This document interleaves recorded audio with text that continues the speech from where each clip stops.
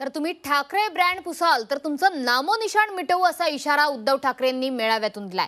ठाकरेंच्या याच वक्तव्यावर मुख्यमंत्री फडणवीसांची सुद्धा प्रतिक्रिया समोर आली आहे। बोल बच्चन लोकांना मी काय उत्तर देणार असं फडणवीसांनी म्हटलंय।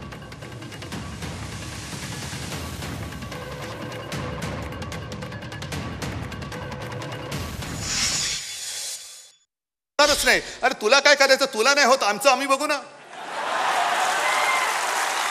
आम्ही बघू आमचं काय करायचं ते।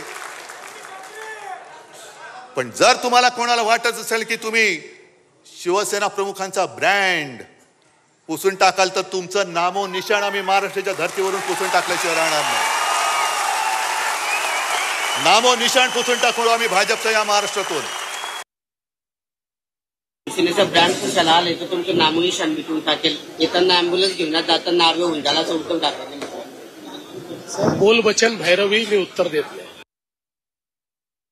प्रयत्न करा म्हणा तुम्ही भाजपला आडवं करण्याचा।